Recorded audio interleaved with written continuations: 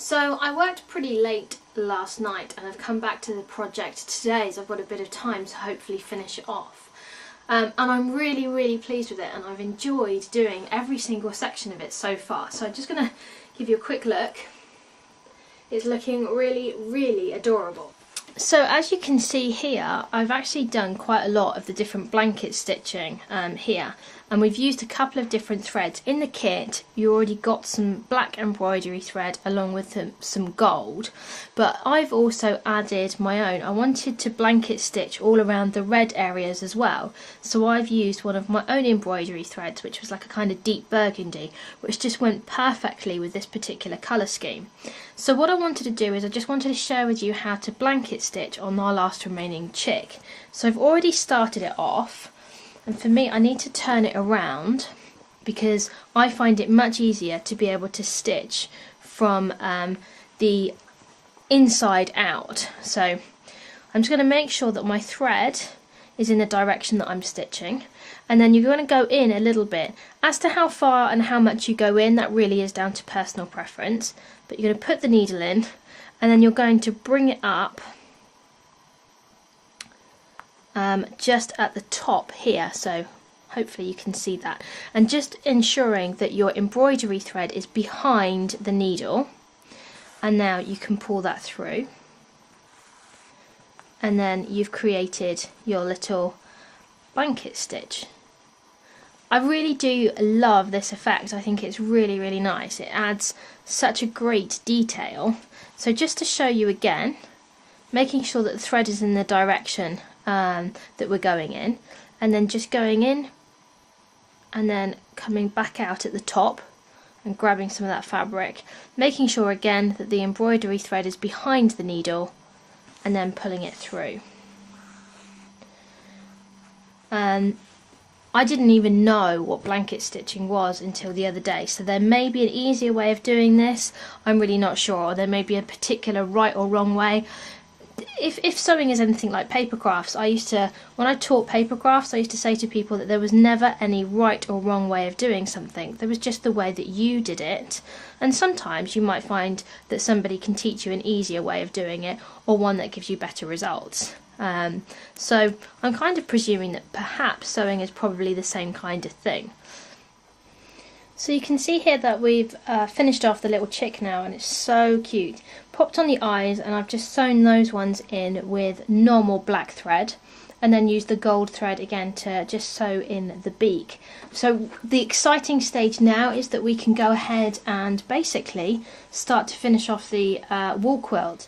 Now we're coming to the quilting part of our project, and one of the things that I wanted to show you was this really handy little tool, which is a quilt guide.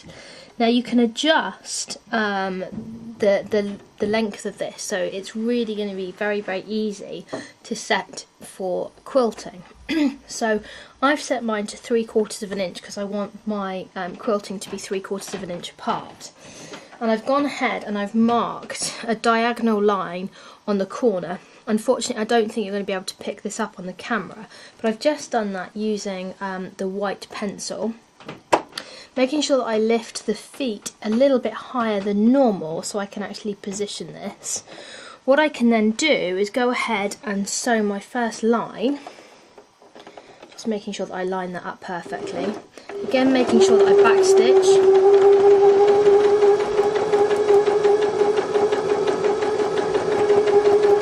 Backstitch here as well. So now that you can see that I've sewn our first line, now we can use the quilt guide to be able to make sure that we always go 3/4 of an inch apart.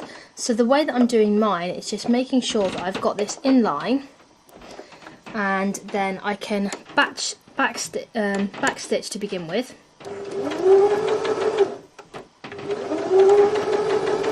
And then go forwards.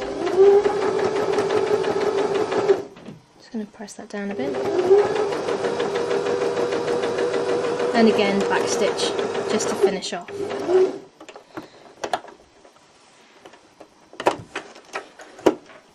And again, then we can repeat the process for the next line, which again we know now is going to be exactly 3/4 of an inch again. So you can see that the quilting guide is again a really useful tool for being able to make sure that you can line everything up. So if I just show you one I've already done this end, you can now see that it's perfectly spaced. Now obviously you don't want to be sewing over the middle section, so you will need to pick your needle up, move the quilt over and then start again at the other side. And just to show you that on this corner I've also done the same. So again, sewn it, used the quilting guide, picked the needle up and then moved it along and continued.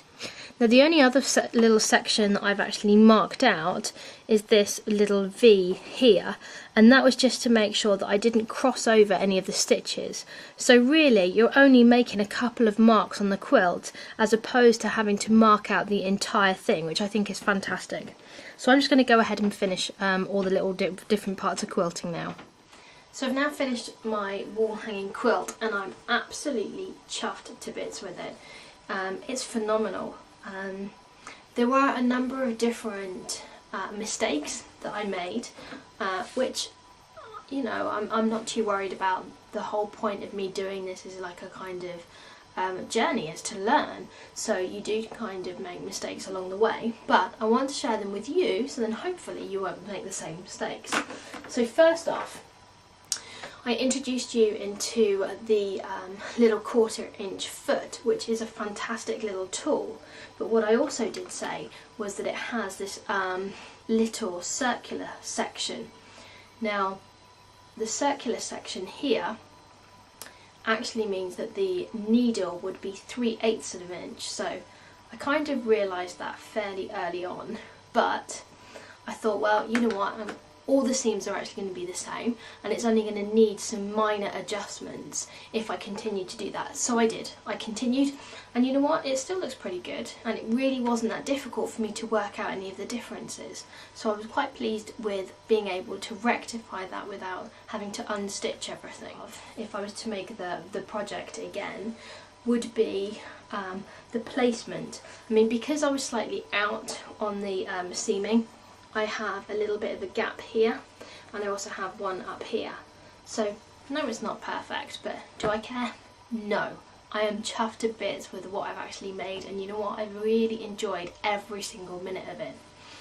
Now I did do a couple of other things differently as well. In the instructions it said that a plique means that you do tiny little stitches to make sure that you can hold all of your little images into place, and then you're going to go through and do your blanket stitching. I kind of thought, why don't you just do blanket stitching anyway and just stitch through the fabric, and then that saves you sewing twice. So that's what I did. And also the binding, which is this section all the way around here, it said to hand sew that at the back. Well, because I've got the machine and I'm really new to it, I just really wanted to try out a number of the different stitches. So I don't know if you can see here, see if I can zoom in a little bit for you.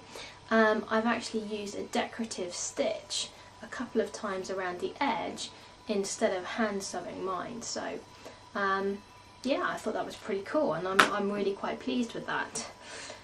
The other thing I also did was, instead of doing a running stitch in the centre, I also used a different decorative stitch, and that just means that I've added my own kind of creativity, I guess, if you like.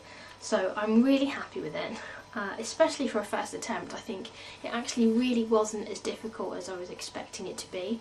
The machine in itself was a doddle. I mean, the 1/4 inch foot, excellent. I think that's definitely worth the money. The quilting guide, again, fantastic. That saved me a lot of measuring and a lot of marking out.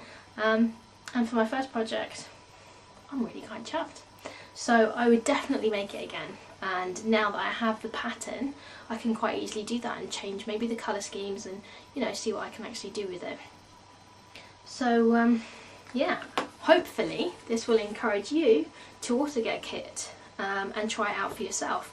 Like I said, I bought mine from pelenapatchworks.co.uk. I think they had a couple of different kits, but this one in particular was the one that really kind of appealed to me. And I look forward to seeing you next time when I'm actually going to be making a bag. So see you then. Bye.